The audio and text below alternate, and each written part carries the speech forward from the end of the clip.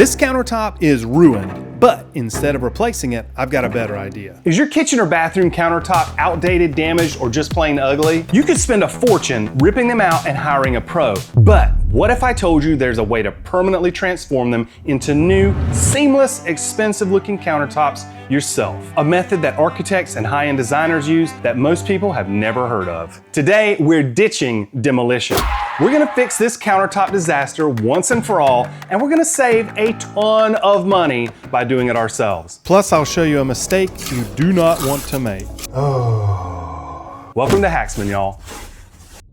My bathroom countertop has this terrible looking rust stain. When we moved in 6 years ago, Kim bought a new mirror, which I let set on the countertop for months as water collected below it. By the time I hung it, the damage was done. This nasty rust stain that's haunted me for years. A disgusting skid mark on my reputation. Marble is incredibly porous, which is just a fancy way of saying it stains deeply.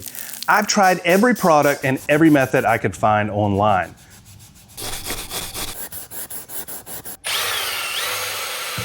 Nothing worked. I finally gave up and thought a new countertop was my only option. Yikes. But then I found this, micro cement. What exactly is this stuff? Unlike concrete, which is thick and full of chunky rocks, micro cement uses fine powders, polymers, and resins. Instead of a thick pour, it goes on top of almost any existing surface in a layer just a few millimeters thick. That's for all our friends across the pond. I personally like to think of it as a 32nd to an 1/8 inch thick.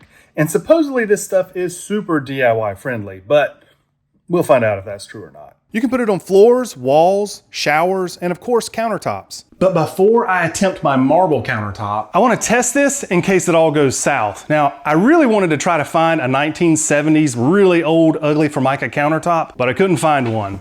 So instead, I had to buy this, a brand new laminate countertop. But there's just one problem with this. It's not old and ugly enough, so let's fix that. Oh no, that's, probably don't need the flamethrower. But that doesn't mean I'm not gonna play with fire. Whoa, that scared me! Have you ever set a hot pot down on Formica and left a burn mark? How about accidentally screwing through something into Formica? Oh, and then of course, impact damage.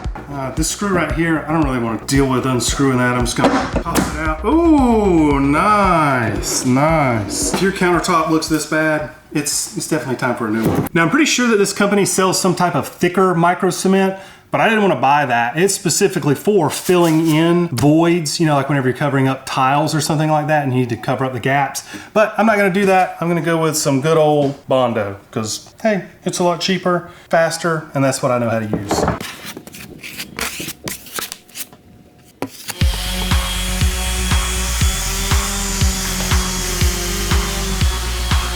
I've got everything sanded off here, and I've actually left it kind of imperfect because honestly, I want to find out when I put the micro cement on here, how does it do with these different surfaces? But before I can put the micro cement on, I have to apply a bonding agent. And this is actually a bonding primer 2K. This is what I bought. But when it comes time to do the marble countertop, I'll actually have to use a different bonding primer, and I'll show you what that is later. Honestly, they don't give very good directions on how to use this stuff, but I was able to look online and see that I need a 5:1 ratio when mixing these.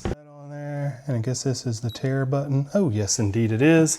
And the directions say that these ratios are by weight. Let's see if I can stop it at 1 ounce. Oh, there we are, right on the money, my gosh. That reminds me of filling the gas tanks. Like, stop it at this number and you go over every time. Right. So now I need to take this up to 6 ounces.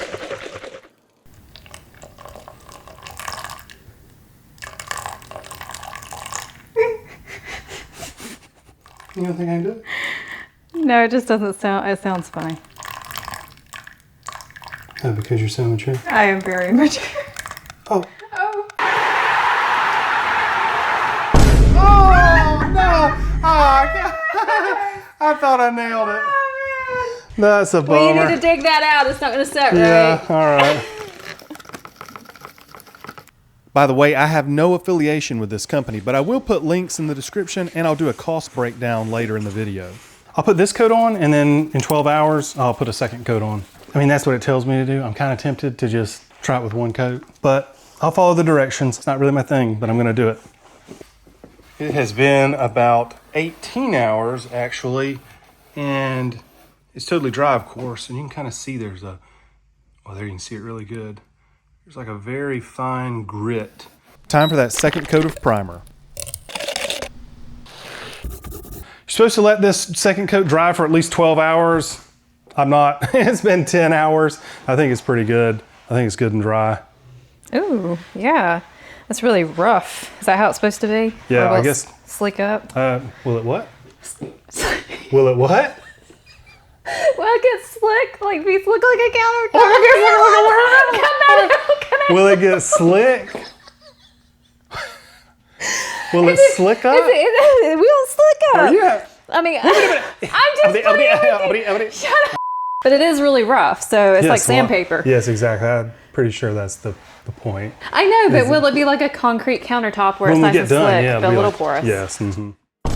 If you wanted to pour a concrete countertop, you know, you'd have to make a form that was at least 1.5 inches thick out of, say, melamine, caulk it. You'd be mixing up bag after bag after bag of concrete, making a huge mess. But instead, we have just this little bag of micro cement, part A, and then part B is the liquid that we're gonna mix with it. I've never done this before, okay? Their ratio is powder to liquid 100 to 20. What? 100 to 20. Why would you not just say 5 to 1? Right. 5 to 1 ratio. Why stop at 100 to 20? Why not go your ratio 1,000 to 200? And just like with the primer. How did you just tear that bag? What is that? Oh, because when I set it up, why did you do that? well, that was not my intent. I don't know why I did that. That's like the psychopath tear. Yeah, that is crazy. That? Why would I have done What is that? Well, here's what happened, okay? Whenever I was setting it down on the counter, actually before I got it to the counter here, it tore. Oh, okay. And it almost just like went all over the floor. This is what I'm stuck with. This is what I'm going with. This is what I'm stuck with. Yeah. There we go. Oh! Yeah.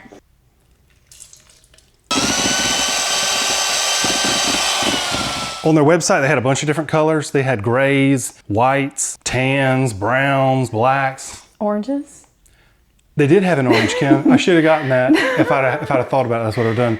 But I wanted something a little weird. Okay, something that would stand out. Wait. What color do you think I went with, Kim? I would like to have white, a white countertop. What are you doing? Well, this is not even going to be our countertop. Oh, that's right. You're talking about the bathroom countertop. What color do you think I got for this? Looks like you got blue. Oh, you already showed it to you, so you got it. All right. For the color, the instructions say to add 3% of whatever the total weight of the micro cement was. So that's what I did. I took 3% of all the micro cement that I added, and then I put that into the micro cement. Percent cement, percent cement. Ooh.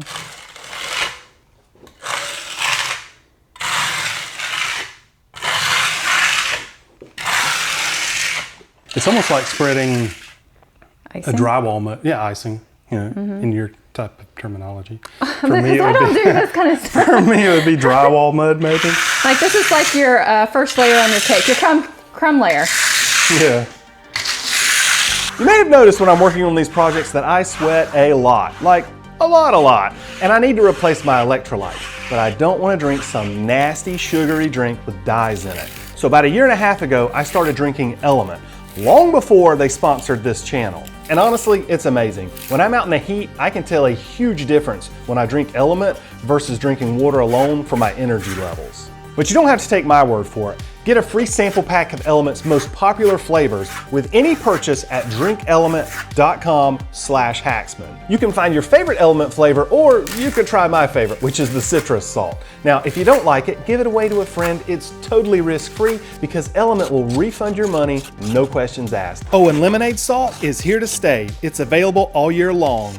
Again, that's drinklmnt.com/HAXMAN, or click the link below to get a free sample pack with any purchase. This is just a a radius, you know, what is this, maybe a 1/4 inch radius on this edge, where whenever you get to the bathroom vanity countertop, that's got like an OG edge on it, which just means it's got like a little bit fancier. I did have some trouble with this radius edge, but I used a glove to try to round it over, and then I went back and smoothed the front. It's the next day, and our countertop is completely dry. I didn't get it as smooth as I thought I would be able to. I'll be honest with you, I was like, I got this. But I didn't quite have it, okay? However, there is good news, because I'm gonna sand this thing.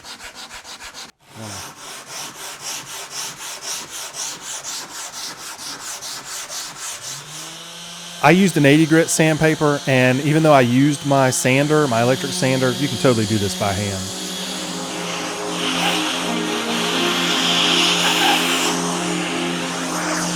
Try again. I mixed this second batch exactly the same way I mixed the first batch. Ooh, Lord, that's a lot. You might have put too much on there. No. If you spread this better than I spread it, I'm gonna be so angry. Let's try. Oh yeah, that's like butter. Like butter. Oh, I love it. Oh. Oh, holy. Shush. I thought for a second you had it, but now I'm not. You have to keep it at a slight angle. You can't keep it. Hold on one second, let me help you. Bro. So you're just kind of laying it flat and doing that, and you're dragging it. You have to do it like that. Oh, yeah, okay. Slight angle. I'll let you fix my mistakes. Okay, have you had your fun? Have you had your fun? I did the important part. I'll let you take that. You actually nailed it, but I'm just gonna. Thanks. Yeah. I'll try not to mess up what you've already accomplished, okay? You got something on your nose. Is it booger shit? One thing I can tell you that I would definitely recommend is that you do any vertical surfaces, like I'm having to do this backsplash after I'd already smoothed this out. And so what I've done is I've messed up the smoothness of the flat part. I'm still having a little trouble mastering these radiused corners, both inside and outside. But once I get to the bathroom countertop, I do figure it out. I figure out a hack that helps me work it. 48 hours later. And our countertop is ready for the seal coat. But what if it's ready for the seal coat, but you're not really happy with the smoothness? What can you do? I don't know. Let's test it and see. I'm gonna separate this out. And one side we're gonna leave just as is, and the other half I'm gonna go ahead and sand again before we apply the seal coat and see what happens. Should I do the line like straight across, or should I make it more dynamic and do it like that? So I like the angle because it is more interesting, but that's gonna drive me insane. So I would do straight down? Okay. Yeah. Okay. Okay, just like that? Yep. Okay.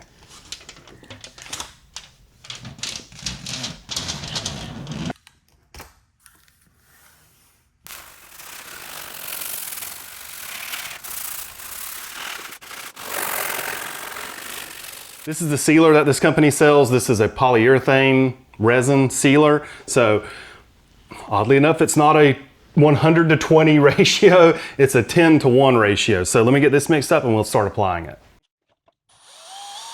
Once the top coat is mixed, you have about 30 minutes before it sets. So you need to move fairly quickly. And the instructions say to apply it in a crisscross pattern. So that's what I'm doing. And I'm applying it to the sanded side first. Is this going to have like a high gloss finish? No, in fact, this is a matte finish. Oh, okay. Yeah. A few moments later.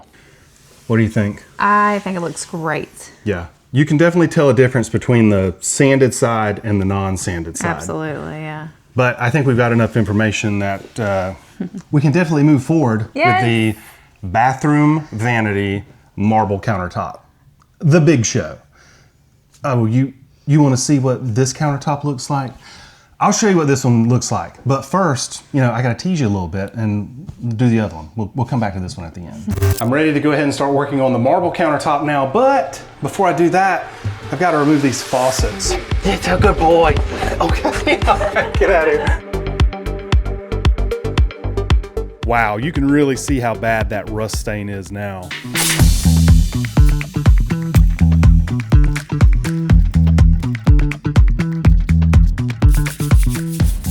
I I roughed the marble countertop up a little bit with some 80 grit sandpaper, and then I went back and made sure to wipe off all the dust.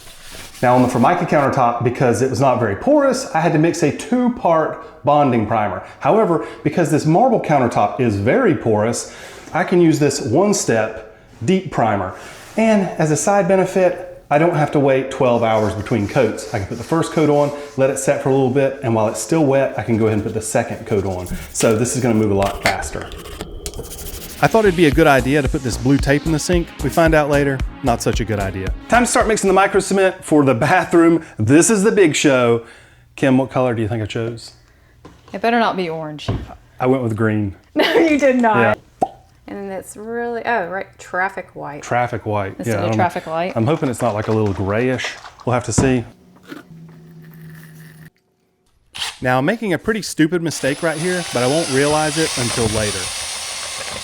The biggest lesson that I learned on the test countertop was make sure that everything is covered because you'll ruin your floors with this stuff. I tracked it all in the garage. I made a bit of a mess. The second issue that I'm concerned about is this decorative edge on this countertop. I had some trouble on that test countertop with a simple radius, so this could be a bit of a challenge, but I do have a trick up my sleeve that I think can solve that problem, but we'll find out in a little bit.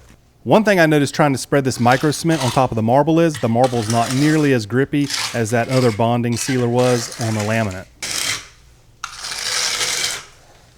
What does that seem like? It had some blue in it. Don't you make that blue?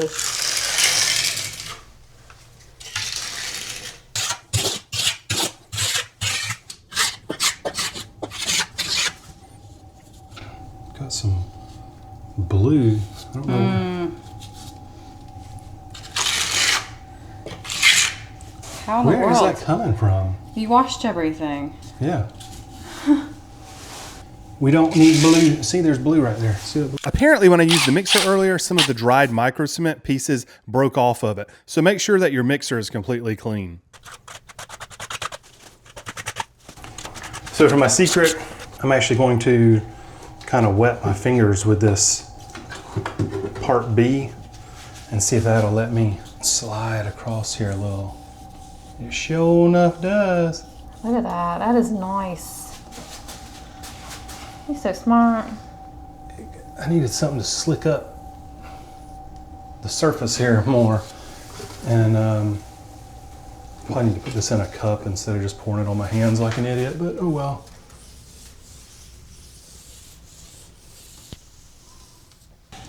All right, now I'm gonna try to smooth this off, and to keep it from like dragging it and putting grooves in it, I put some more of that part B on here. And my gosh. Did it work? My gosh, yes. Nice. Holy smoke. You can use water to help smooth over regular concrete sometimes, but because this has no water in it, I couldn't use that. So this part B of the mix actually worked exactly the same.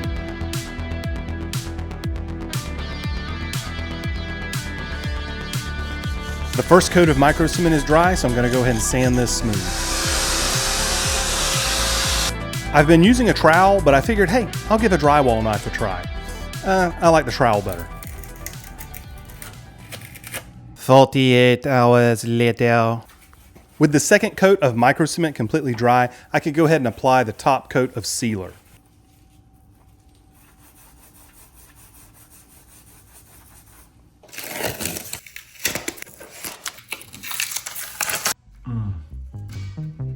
Not good.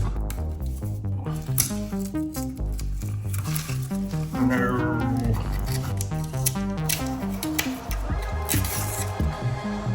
Oh. That is not coming up.